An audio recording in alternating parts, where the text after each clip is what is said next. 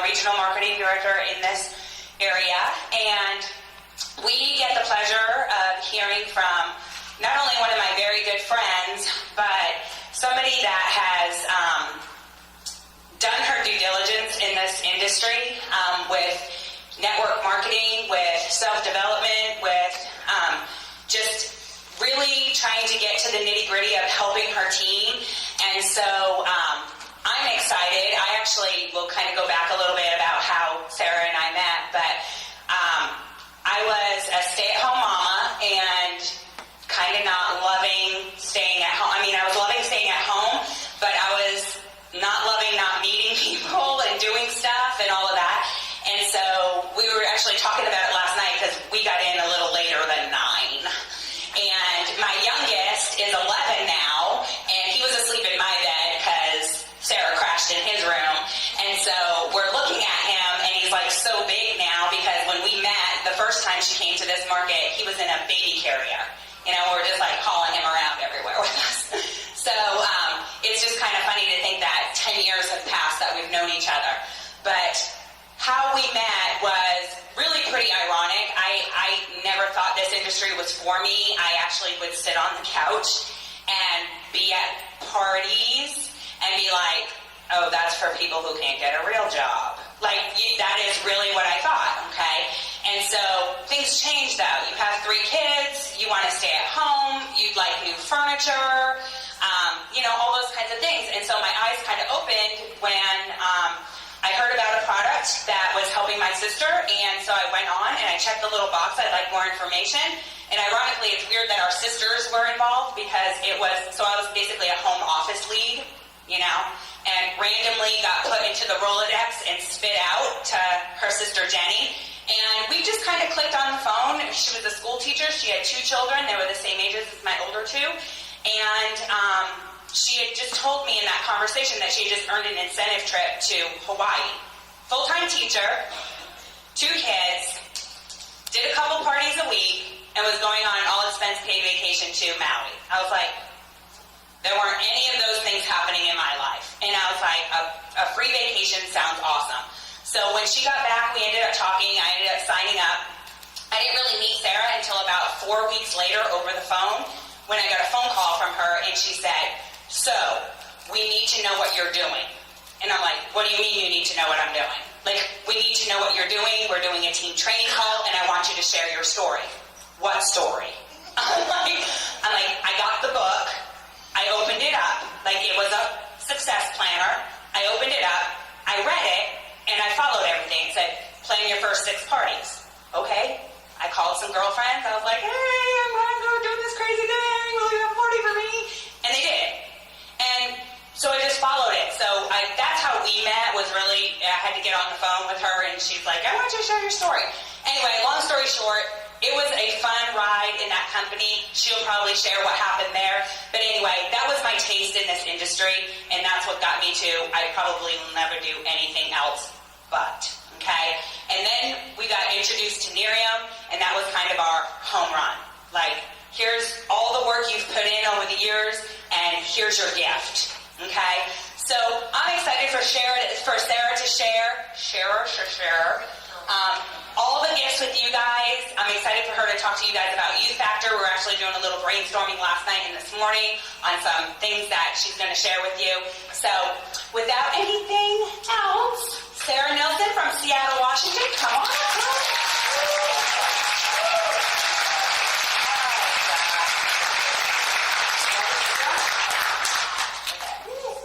When planning my outfit, I wasn't thinking about this thing, so I'm gonna go with I'm gonna have gangsta lean like the whole time I'm talking there with this.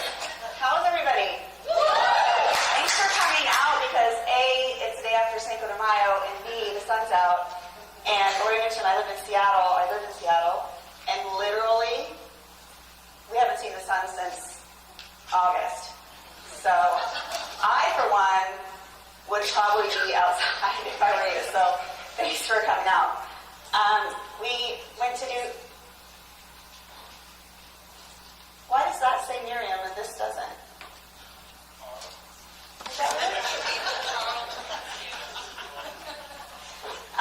went to do some Cinco de we brought out our inner Latino last night, and Jim, I don't know where he's here somewhere, I saw him, was sitting with us. There he is.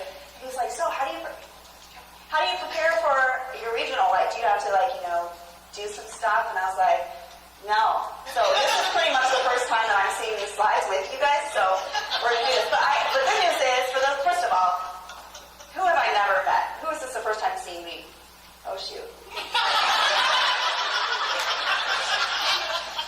Okay, I'm really sarcastic. I do know what I'm doing. But I'm just saying that every time the regional is a little bit different, and so I haven't actually looked at these particular slides that much, but I think I'm going to deliver for you, so don't be nervous.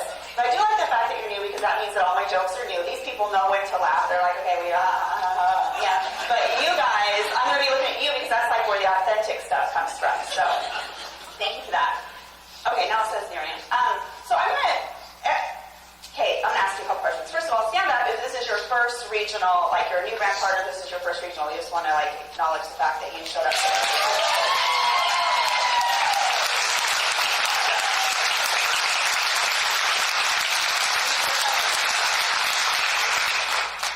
And if you guys can remember, I know you guys have a regional every month with a different speaker, but does anybody here remember me ever telling you guys like how I got into direct sales, like the whole Gene Baker story? Have I told that in Kansas? Okay, that's what I'm going to do. Because my story is like, I want to like make it a little bit new and interesting for you guys. So, because whenever I hear a speaker, if they don't really explain who they are the whole time that they're talking, I'm not really listening, because I'm thinking, who's she? Or who's he? Like, why is she qualified to be up there? Or what's their story? And it's distracting from the message. So I want to just kind of briefly tell you guys how I got into network marketing versus how I got into Nerium. Okay? So, picture it. I was the valedictorian of my high school class. Clap for that. It was a big school. What's wrong with you? Thank you. Sheree and I went to high school together. It was a big school. Thank you very much. Anyway, so I'm valedictorian, and everyone's expecting me to go to college, because that's what you do when you're smart. And some of us that even aren't smart still go. Anyway, so I'm going to go to University of Washington. Any Huskies fans? Okay. Silence. So I'm going to go to the University of Washington, and I want to either be a news anchor or a whale trainer. Because I'd also gone to SeaWorld, and I was like, I could totally ride a dolphin, right? That's what I would do. So my parents, of course, you can imagine which one they were voting for. So I go to the University of Washington, and I grew up, it was a big high school, but it was a fairly small town, but there was only one high school, so, you know, we had, I don't know, like 1,000, 1,200 kids in our graduating class. Okay. And anyway, so I'm going to the University of Washington. I'm there for you guys. I'm not kidding. 7 minutes. And I'm like tapping out. This is not for me. This, you know, peace out, I'm out. So I'm going to go work at Nordstrom. Like, that's my big plan. I'm going to tell my dad, oh, hey, guess what? Thanks for the pizza.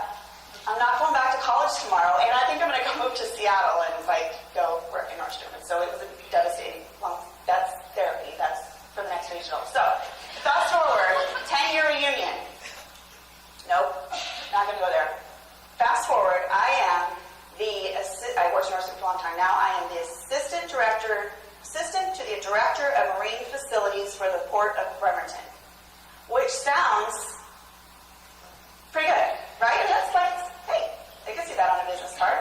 But really, what I did was, I was the girl who, when you came into the marina, I would have to saunter down the gangway, whatever it is, to your boat to put gas in it for you.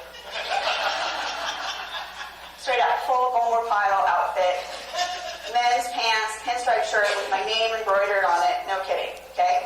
So someone would ring the bell, there's a boat, wants gas, and oh, Sarah, it's your turn, I have to, okay. And in my town, I'm the valedictorian, and now I'm pumping gas for all my friends with bayliners.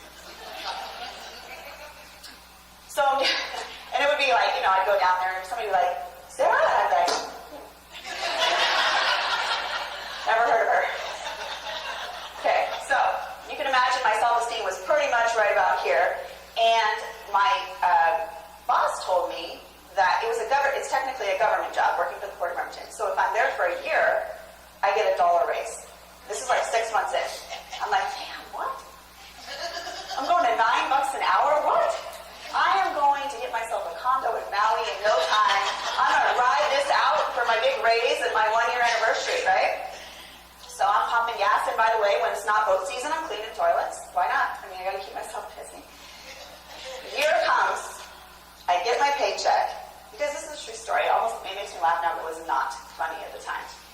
I get my paycheck, and I'm looking at it. So someone's about to get fired because there's obviously been a clerical error. I don't have my raise. Have you guys seen Office Space? That was me. I was like, excuse me, Mr. Baker, like I don't have my raise. So I go into my boss's office to the director of marine facilities, Mr. Baker, and I was like, hey, Mr. Baker, sorry, it's been a year, it's my paycheck, and I don't see it. I'm still at my $8 an hour. And he looked me dead in the eye and he goes, I never said you were going to get a raise. I was like, you mean I've been pumping gas and cleaning toilets for 6 months when I could have been working at McDonald's or something else, when I could have been doing something else because I want this dollar raise? And I'll never forget it, you guys. This was like a defining moment in my life. I'll never forget it. I remember turning around. You guys are Mr. Baker. I'm Sarah.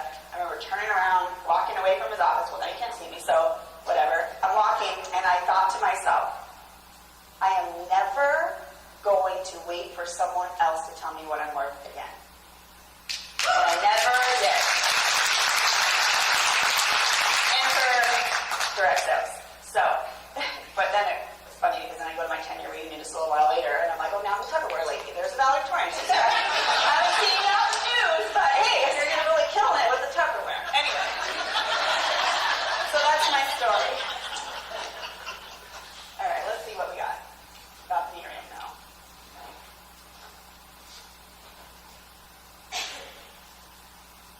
Hello? How's that one? What is it? Step support.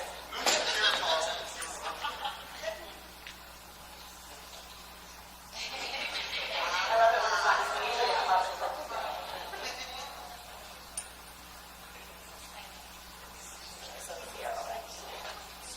Okay, so let's talk a little bit about Nerium. I always tell people when they're asking about why Nerium, especially when we're doing three-way calls and things like that, there's lots of great companies out there, you guys. There's lots of great products. There's good comp plans and all of that. But you really do have to have what I consider the trifecta, and that really starts with the integrity of the company. And you have to really be on board with what you're representing, who you're representing it with, and how you're doing it, right? And I feel like our mission of making people better is so much more important than the cream, right? Because people, let's be honest, people can get a cream wherever. They can do anything that we're selling, they can find. Maybe not the exact same, I get it, but it really is about your passion for making people better. And it's not always financially. Sometimes it's just about making someone feel better about, their self-confidence. I love to talk about a gal on my team, her name is Donna Hale, and she was a hygienist who had really problematic skin. She had a lot of acne, scarring, and different things like that from when she was younger. And if you think about being a hygienist and you're this close to people all day long, and she was terrified. She said she would, even after the exam, she would never take her little mask off. She would have a full-on conversation with someone with her mask on because she thought that they were looking at her skin, judging her skin, etc. And she started using Nerium, and then shortly thereafter, her skin started clearing up, and she got her confidence back. She's like, oh my gosh, I've taken off my mask. I feel so liberated. This is amazing. Of course, she becomes a brand partner. She starts building her team. She earns her Lexus. She's so confident and so excited, and just sharing it with everybody how it's changed her life. Not even the financial part, but just how she feels about how she's showing up. And then shortly after that, she was diagnosed with breast cancer. And she ended up having to leave her job. She had a double mastectomy and went through all the chemo and all that. And then her story became about how powerful it was that Nerium paid her bills while she couldn't work. And how her Nerium family brought her kids food while she couldn't cook. And it went from, I just want to look better, to I want to share this, to this is really impacting my life 3 years later. And that's why we do what we do. That's the win. My hair is out of hand. That's why it's in a braid. It's so long, it's a weave. Straight up weave. It's like, your hair got a lot of my grow 8 inches overnight, you guys. Anyway, thanks for noticing that. Okay. Anyway, so our core values are about really helping people live better, look better, and feel better. And you have to embrace that to be successful in this company, I believe. It has to be arrows out. It has to be not about you, but about what you can do for other people. And it always ends up coming back to you. Okay? So, here's what we're looking for. We're looking for a desire. The only thing, and I want you guys to catch this, the only thing that we cannot provide for you is a desire to do it. We can give you all the tips and tricks, we can give you the words to use, we can give you the pictures, we can give you all the training all day long, but you have to want to do it. Because you're the one that has to get out of bed. You're the one that has to pick up the phone. You're the one that has to show up to the regional when it's 80 degrees outside. That's the desire, right? That comes from within. There's nothing we can do about that. You also have to be coachable and teachable. We get people that come in all the time that have lots of experience with other companies and other industries, but you got to leave that at the door and embrace the Nerium way. How is Nerium doing it? Because we're doing it a little bit differently than what they're doing out there, and that's why we're so successful. Right? So you gotta wanna, you gotta be coachable, and you have to be willing. I bet if I asked you guys right now, how many of you guys would like to make $25,000 a month? Probably every answer to enough. Everyone's like, sure, Adele. Okay, but how many of you are willing to do what it takes consistently to earn that money and make the sacrifices that it takes on a daily basis to earn that money? That's where you need to be. It's not enough to want to.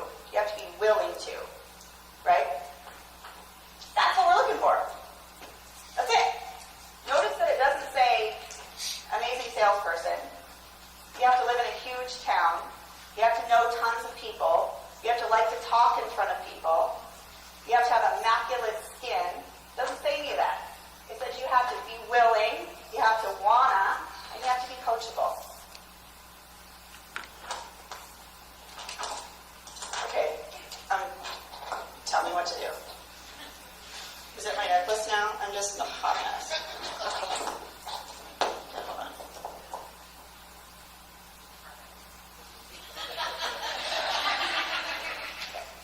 All right, so leveraged income. This is the dealio, yo. This is why we're here. Leveraged income. And if you don't understand leveraged income, it's because somebody is leveraging you.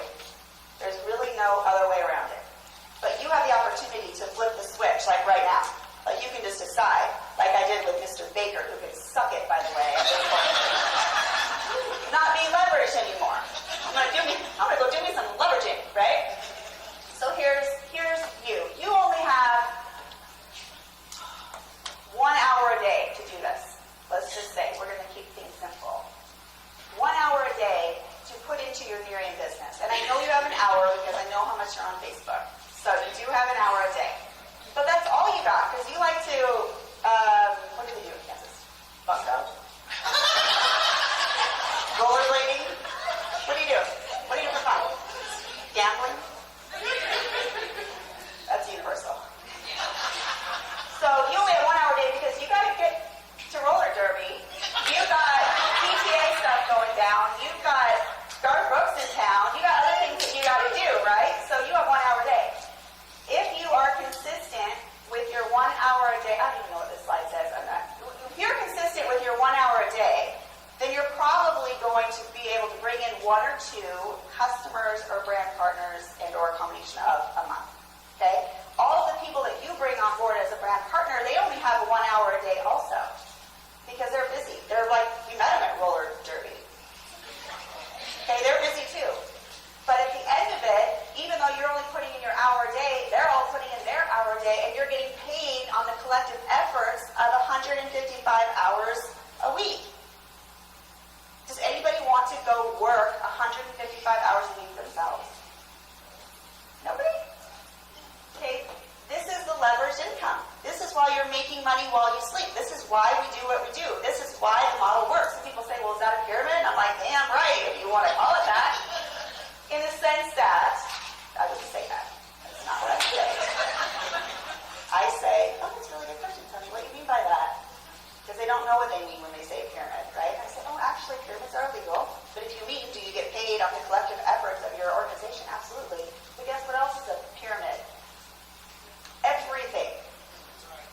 one owner. There's one CEO. There's one Miyagi of every school, bank, Girl Scouts, corporation, small business, right? And is the owner of the company leveraging the efforts of all the people that work for him or her? Exactly. The only difference is, in that model, you're never going to make more money than the owner or the CEO. They tell you how much money you're making. They decide how much your time is worth. And in a model like ours, you can out-earn your CEO. You decide how much your time is worth. You get paid on the value you bring to the marketplace, not in the 60 minutes that you're throwing out at them. And if you want to earn more money, you increase the value you bring to the marketplace. Personal development. Go talk to more people. Go touch more lives. Go share more bottles. Okay, so business mindset, and this is really important. I wish that somebody would have told me this my very first day in network marketing. So if you're newer here, then I'm really speaking to you, and I hope that you hear me on this. It is a roller coaster, like straight up. There are going to be days when you're like, I cannot believe this is my life. And the very next day, you could be like, I cannot believe this is my life. Right? You have your best friend that you thought for sure was just going to come on board with you and kill it. And the next thing you know, they're like, no, I'll never, I can't believe you joined that cult. I'll never, that's toxic. Gone. Or the person who was so excited, they finally signed up to become a brand partner, and then you never hear from them again. Or the person that every time did you get on the corporate call? Did you get on the corporate call? Come on, I'm picking you up for the regional. Like everything is, you're building this orphanage of people that depend on you versus building an organization of people that work with you. And so you want to make sure that you understand going in that you're going to have both ways, every high and every low. So just picture yourself literally standing at the amusement park, staring at the roller coaster. You're about to get on. You can see what's happening. You can see the ups and downs. Some people are screaming and laughing and hands up and high-fiving, and some people are throwing up. It's the same. It really is. It's a good analogy. Thank you very much, because that's the truth. Some people are like, they get off and they get right back on, and some people are like running for the hills. Like, never do that to me again. Some people pay for the ticket, get the ticket, stand in the whole line, and guess what they do? They chicken out and they never get off the ride. But if you know that going in, that you're going to have everybody, the hands throwing up, the laughing, the pukers, the runners, all of that you're going to have in your business if you stay in any length of time, and you know that going in, it's much easier to digest that because you're like, okay, there's my runner.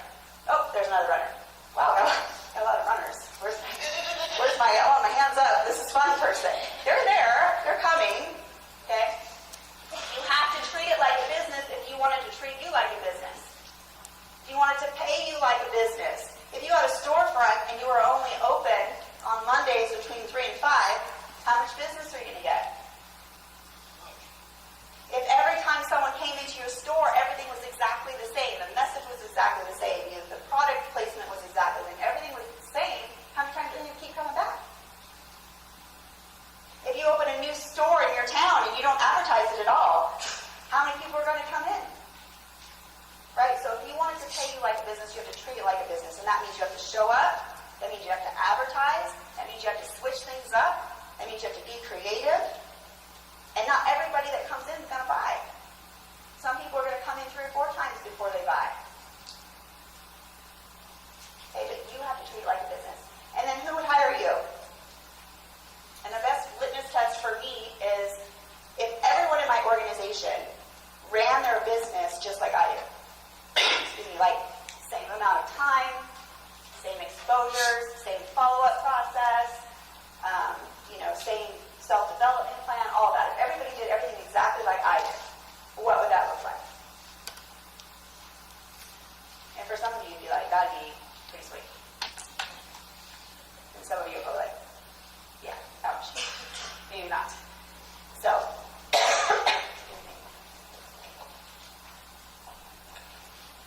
just because we're a group of volunteers doesn't mean that we're not in business. And sometimes it's tough because especially when you start building a team, when you're not somebody's boss, you're not an employer, you can't make somebody do something they don't want to do, right? Which is back where the internal motivation, you gotta want it, comes in. So when you're dealing with volunteers, you're going to have the runners, you're going to have people who don't do it like you do, who don't take it as seriously as you do, who don't like it as much as you do, who are negative, or whatever. Your job is to have your processes in place. So you're doing everything the same with every person, your job. You lay it out so they can play it out, right? That's my Snoop Dogg. Yo, we lay it out so you can play it out. You got any with buzz? I got the buzz. Starsky and Hutch? But never mind. I do impressions too, so. Yeah, that was my Snoop Dogg. Anyway. So you have to remember that your job is to lead by example and set it up. They have to take the action, right? If they don't take the action, you got to let it go, because otherwise you're the one that's banging your head against the wall. How many of you guys have ever felt like that? Like, how come I can't get my person to do A, B, or C? Guess what? Hey, newsflash, you're never going to get them to do anything. That has to come from within. You just keep doing your due, and the people who want to follow you are going to follow you. The people who don't never will anyway. But why spend your time getting frustrated about it? Right? I always tell people, I'll reward your action with my time. Notice I didn't say I'll reward your success or your results. I'll reward your action with my time. So if you're doing it, I'm gonna get it for you all day long. But if you're not doing it, I can't help you anyways. Like the new brand partner, when you're setting them up, it's like, okay, I need you to watch new brand partner training. It's really important. It's going to answer a lot of your questions, but it's going to create a lot of questions. It's important that you do it as soon as possible. When can you have that done by? Okay, I'll have it done by Friday. Great. After you have the new brand partner training, let's set up a call this Friday afternoon and go over it. If they don't watch new brand partner training, what do I have to say to them? Nothing. I'm not going to go over it with you. I'm not going to keep moving to the next thing when you haven't done the first thing. Is it my fault you didn't do the new brand partner training? No. But I can't move forward with you. I can't want it more for you than you do. Does that make sense? So let me know when the new brand partner training is done, and then we can move forward. Until then, I got to go work with people who watched it. And if you treat it like that, and you have your same processes, then whatever happens with that brand partner is on them. When you have a new brand partner that's super successful, is it because you're a rock star? Do you get to own their success? No. Then why do we own their failure or lack of success? We do, don't we? We're like, oh, man, I'm no good at this. I'm not a good trainer. I'm not a good leader. I can't get anybody to do anything. Nobody's fast start qualified in 6 months or whatever. Hey, if you have set it up the same for every person, then you can sleep at night and feel good about who you are and how you're showing up. That person didn't take the ball and run with it, that's on them. So you don't own their success, but you also don't own their failure. The slide edge, one of my favorite little disciplines that just keeps coming and biting me in the butt. For those of you who aren't familiar with it, basically what the slide edge is just that those seemingly insignificant little decisions that you make every single day will either lead you towards your goals or away from your goals. There is no neutral when it comes to the slide edge. So like if a plane takes off in Seattle and is headed to New York City and it's 1 degree off course, by the time it lands in New York, it's going to be 155 miles from the airport. But do you think that all across the United States that the pilot can even really tell that they're 1 degree off? No. Not until they land and they're like, oh, dang, we're not there. Everybody get a cab. Okay? So that's what the slide edge is. And it's working for you or against you in every area of your life all the time.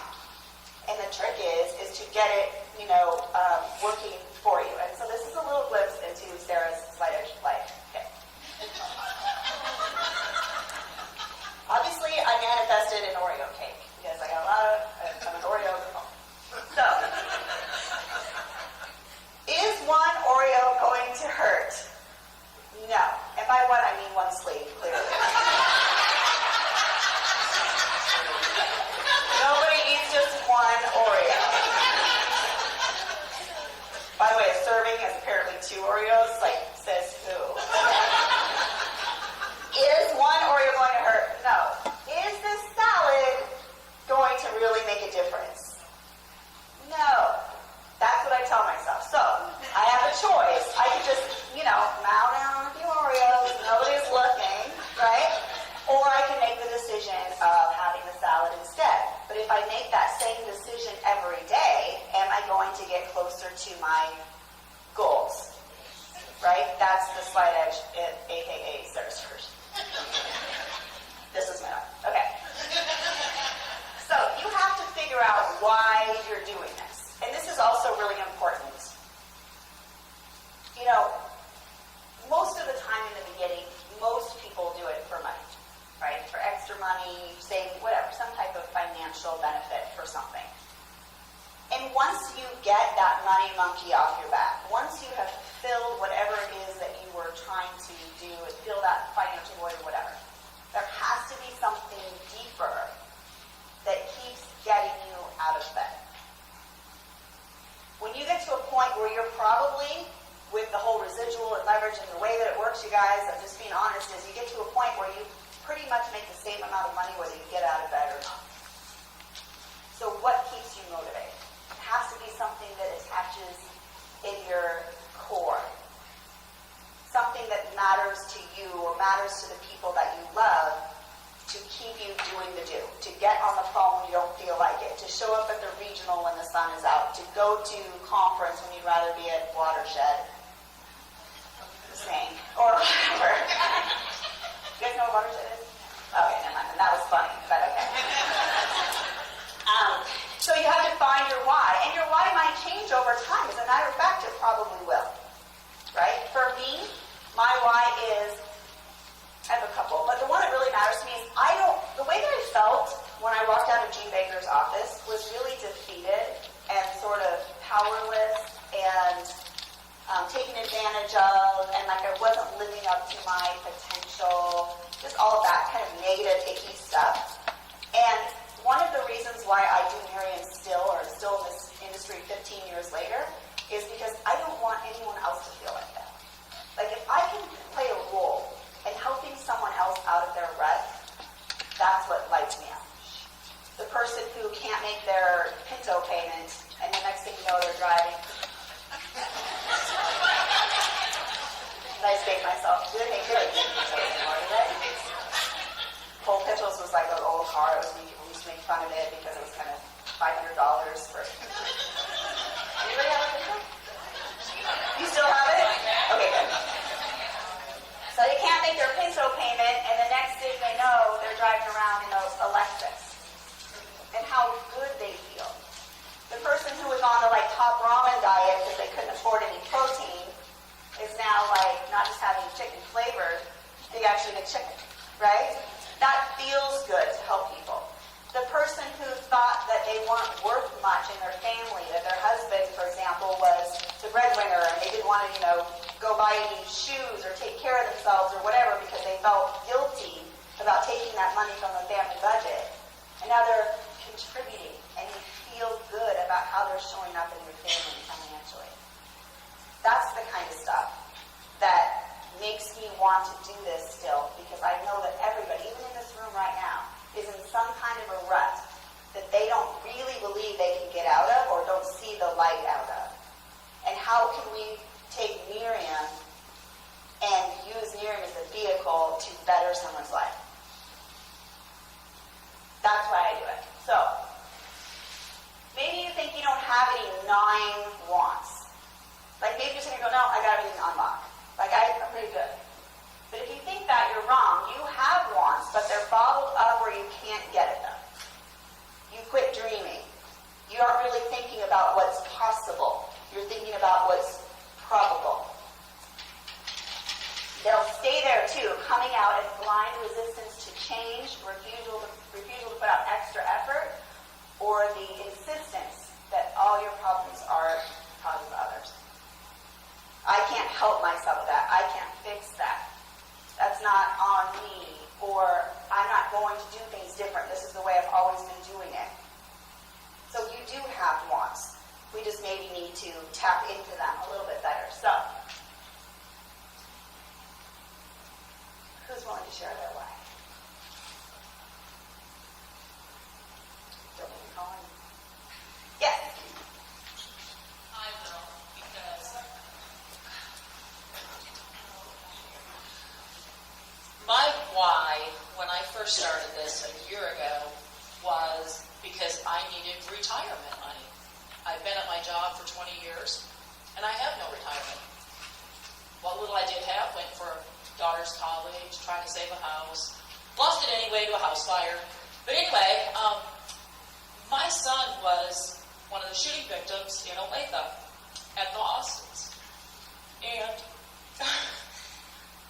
once that happened, our life has changed completely for the whole family, not just for Ian. But for me, it is time management. I want to be able to do what I want to do, spend my time with him, not have to worry about, oh, what project do I have to get done at work today before I can go do this. We do have a trip to India coming up. It's going to be 4 weeks. I've already told my boss, I'm going. It doesn't matter what is on the books. It doesn't matter what projects. Someone else is going to have to do my job for those 4 weeks.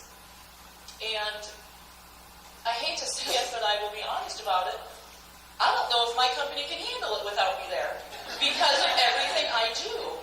What started out as 24 of us in our factory, there's 2. So I'm thinking, good luck, have fun, but I'm going to take that trip to India. But it's the time management, having the freedom to do what I want. I will be spending a week with Ian in California, in between being honored at this event and then this event, and we'll be in St. Louis for events. So you don't realize how short life is till it's put right in your face, and you don't know from one day to the next. As Ian says, he was a breath away from being killed. He just celebrated his 25th birthday. We didn't know if he would make it to 25. So that's my new why. My son. I love it. So it's really how sometimes tragedy or something, big like that really resets your priorities and puts things into perspective. And as you're talking about, sorry, I'm leaving on medication, that kind of thing is like so true. It's like, what is important? And maybe the people at your job really will realize that they can't handle it without you. They'll come back and they'll have a big fat raise. Okay, how to share with you guys my crab pot story? Last year, well, it's good enough. It's a repeat. It's good enough. We're doing it again. Bring newbies. So, all that being said, so you get in this mindset, you're in the industry, you've got goals, you've got whys, you start sharing it with people, like, I'm going to do this, I will be able to do whatever I want, I'm going on a 4-week vacation, I'm moving my family out of the ghetto, I'm buying a condo in Maui, whatever your goals are, sending my kid to an amazing private college, I'm buying meat, and whatever, okay? And sometimes your friends and family get a little grumpy with you, don't they? They're not quite as supportive as maybe they would be if you, per se, got a great job at Costco.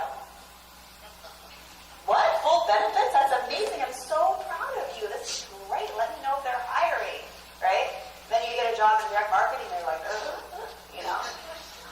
It's like you're drinking the Kool-Aid, you join a cult, I knew this was going to happen, and what did they dropped you on your head when you were a baby? This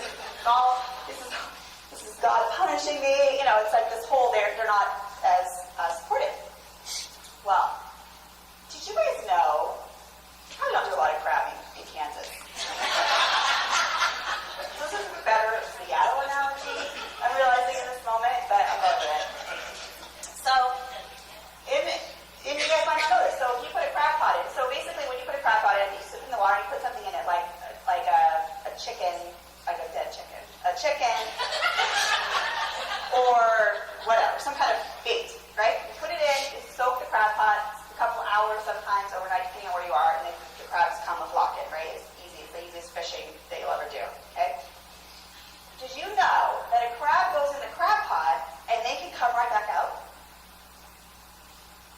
I did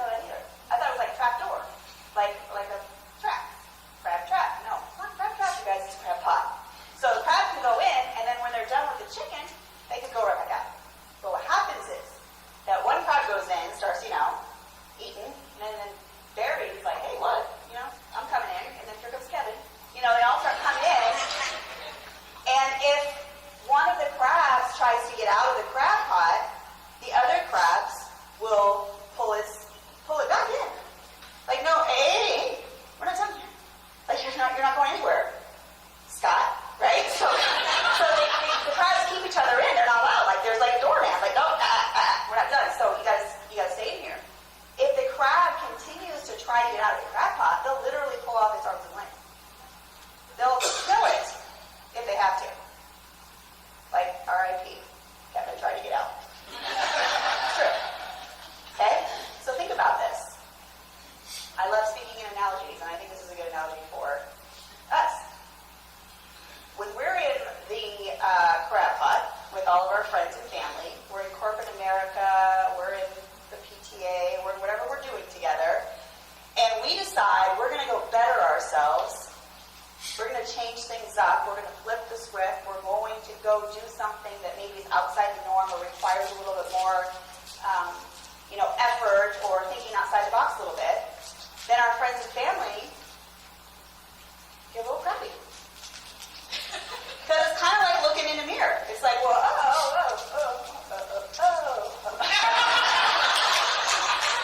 where that came from. Does anybody remember anything on the argument?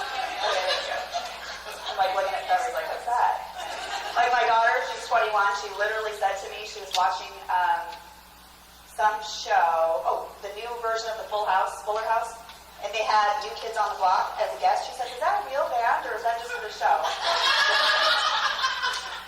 I was like, I'm actually going to that concert too, and they're coming with Paula Abdul. What? Okay. Anyway, so don't get me off track. Okay. So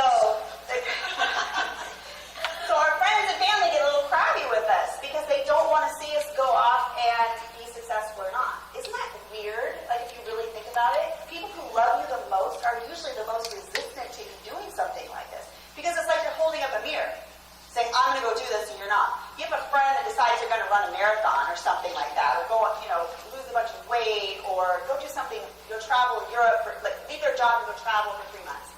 And then there's, certain friends, or maybe even a part of you that's like, what? Why would you go exercise like that? There's no parade for you if you finish a marathon, or why are you going to go, have all that fun in Europe? You're probably going to get bit by some random thug and come back and, I don't know. Okay, you know what I mean? Instead of being like, that is amazing, gosh, running a marathon is awesome. Maybe I should train with you too. Let's get a trip together. Oh, I can't wait till I can travel to Europe. Or, man, I'm so happy for you. I wish I had the guts to do something like that. They get a little crabby and they start pulling off our arms and legs, not literally, figuratively, but our self-esteem, at our doubt, at our confidence, at our joy. And if we let them, then they pretty much kill us off and we quit. So think about that when you're in this business and some of your friends and family in your crab pot are getting a little crabby with you. Just be like Steve. Just like, I'm getting out of here. I'm going to go do what I want to do, what feels good to me in my gut. What I feel like I was created to do, or what I feel like is good for me in this moment. And let your friends have the chicken. Okay? Just let your friends have the chicken. I can say it now. There's a meme. Sarah, let the friends have the chicken. Sarah Nilsen. Okay. You know what's happening, I'm sure. Yeah.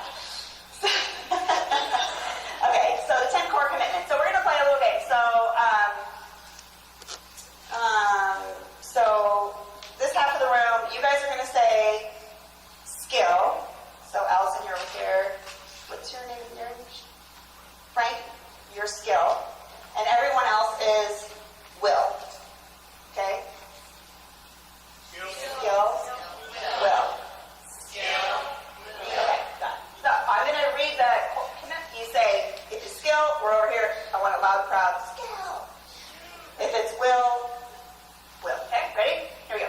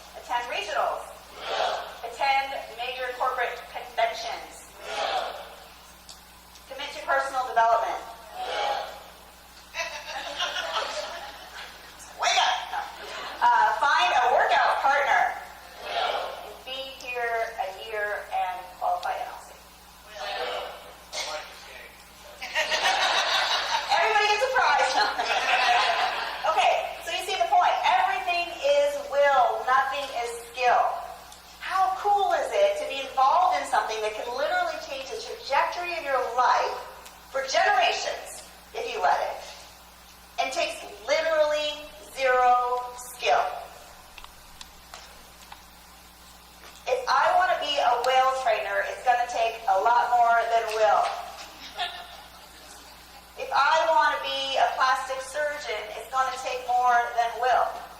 If I want to be a good hairstylist, beautician, or whatever, it's going to take a lot more than will. If I want to be the assistant stylist to Wiz Khalifa, it's going to take more than will. But I can do anything if I put my mind to it. And that's what we're asking. And what a beautiful gift you have to give people when that's the case. Because how many of you guys hear people say things like, I would really like to do that, but I'm not a salesperson. Oh, I'd really like to do that, but I don't know enough people. Or I can't talk in front of people. Or I'm not confident enough, or this or that. Cool. You don't need to be. As a matter of fact, we're not looking for salespeople. They have a lot of bad habits, typically. What we're looking is for somebody who has a desire, somebody who's coachable, and somebody who's willing.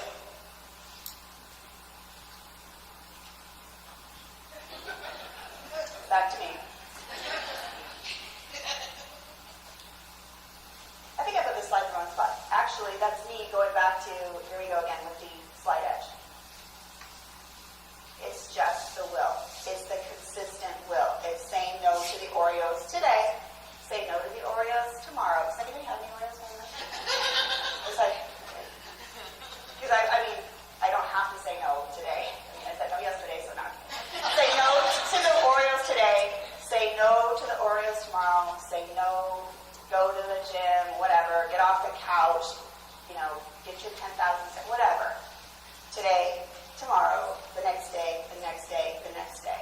And when I look back a year from now, I can see the difference. It's the will. It's the slight edge. I know I've told you guys the story about my little green weights. Right? I'm going to talk really maybe a little bit short. Right? It is true. So I have these little 8-pound green weights that were by my bed. And my goal was that every time before I went to bed, I'd pick up the weights and I'd do this little shoulder circuit thing, right? I'd go to bed, wake up, there's my weights, do my little shoulder circuit. Every day, twice a day, I'm going to be doing my shoulder circuit, right? To tone up my arms. So first of all, have you ever met somebody that had like nice toned arms, but the rest of them was just not? You cannot spot tone. Just lesson learned. You got to hear first. You got to do the whole thing, right? It's eating, it's part of it. All right, but whatever. I'm hairbrained some of myself. So I'm going to do the shoulder circuit. So the first day, I'm going to bed. It's like, oh, there's those green weights. I'll start tomorrow.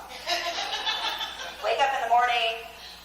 I should wait till Monday. Everybody knows to start new things on Monday. The next day, oh, shoot, I just kicked myself. Those damn weights, I should move them, right? So on and so on. It's kind of like having a treadmill in your bedroom that's just really for all your clothes, all things going out.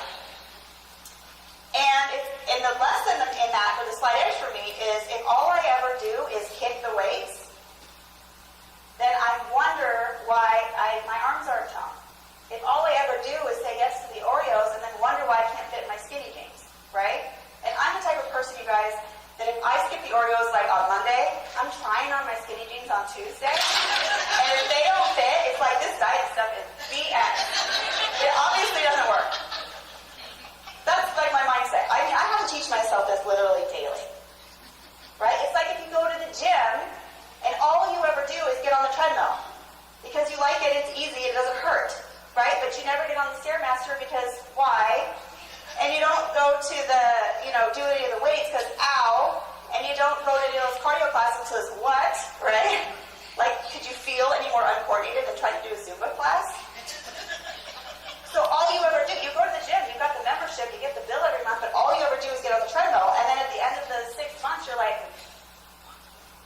it's going down here. Obviously, I'm a genetic enigma. Because I should clearly be in my skinny jeans by right now. It's the same thing with our business. Well, think about it, you guys. I mean, it's funny, but it's true. If all you ever do is show up at the regional, but you don't ever get your bottles out, you don't get on the corporate update calls, you don't go out and prospect the new products when they come out, you're not doing any personal development, and then at the end of the 6 months, you're like, why am I not an NMD? It's the same thing. It's those little decisions that, in a well-rounded, consistent way, that get you where you want to go. You can't just get on the treadmill. You can't just pass out bottles. You can't just say no to the Oreos. It's a collective, it's a pool of decisions that you need to make on the ray in order to get where you want to go. So how can one person get to NMD in 6 months and you've been doing the 10 core and you're still not NMD, you've been doing this for 2 years? I don't know, who cares? Are you still on track? Of course you are. If you haven't quit and you're still doing your 10 core, you're on track. It might take you 2 more years. It might take you 10 more years. It might take you 10 years to get your $50,000 bonus. Raise your hand if there's a $50,000 bonus right now for you in your corporate job.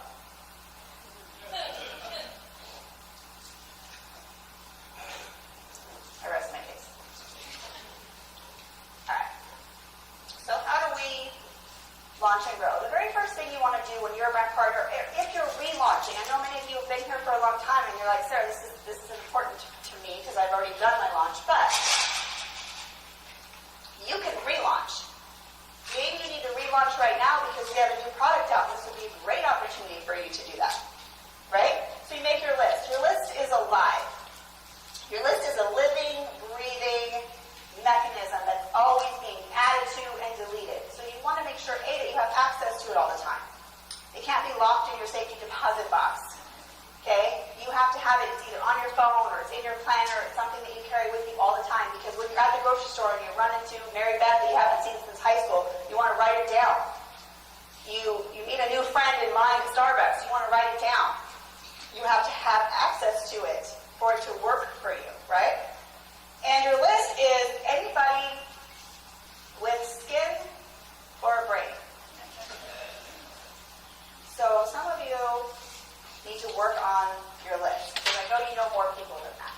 You can categorize them later, but put them on your list. And sometimes we have the tendency to prejudge people, right? Or pre-qualify them.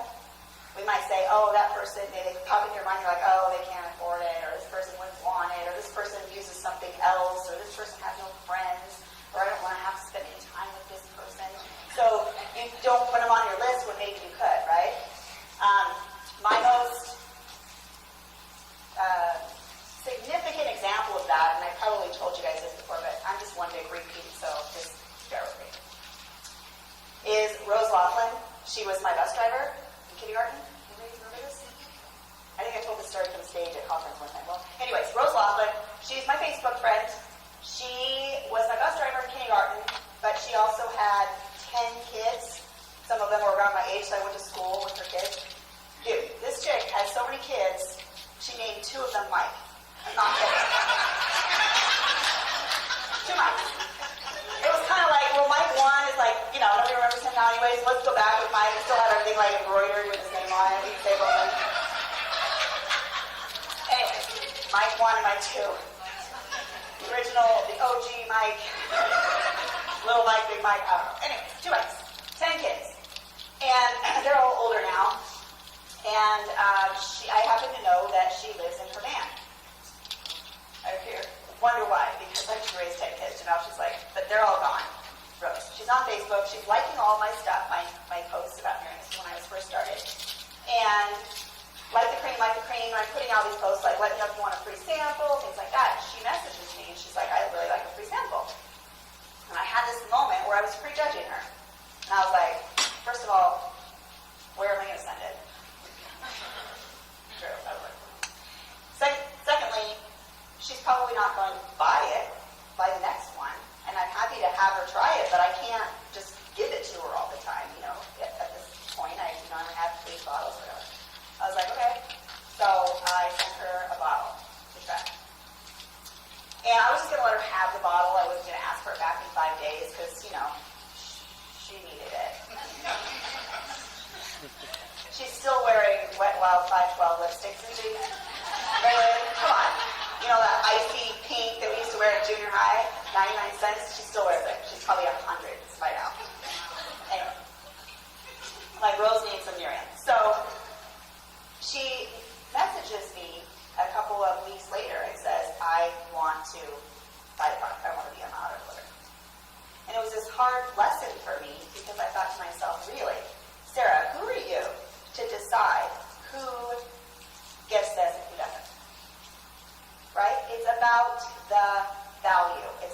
about price. It's about the perceived value for someone. And if she is at all worried about her skin, which she should be, then this $80, I don't know where she's getting the money, but it's none of my business, and it doesn't matter because it makes her feel good. And what is it all about? So, Sarah, get off your little soapbox and quit trying to decide that Rose can't afford it, shouldn't have it, or shouldn't spend her money on it. I mean, I might like electricity, but she wants to feel good. So, good for her, and shame on me. And so if you have people that you're thinking,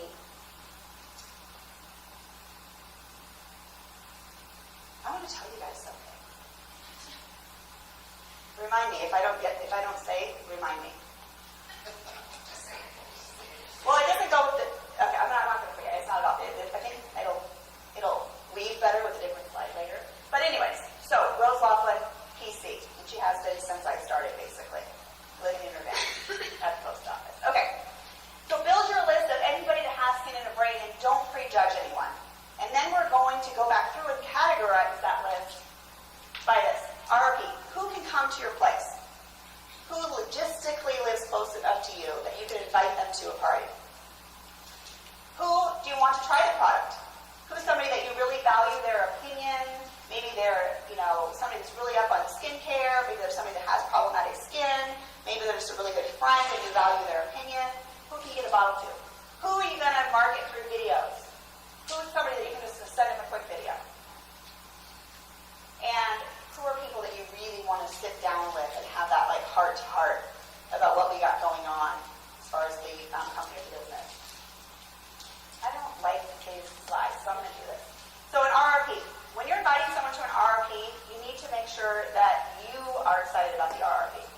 Have you ever been invited to a party and your friend's like, oh my gosh. Listen, remember last summer when I watered your plants? You totally owe me. I need you to show up tomorrow.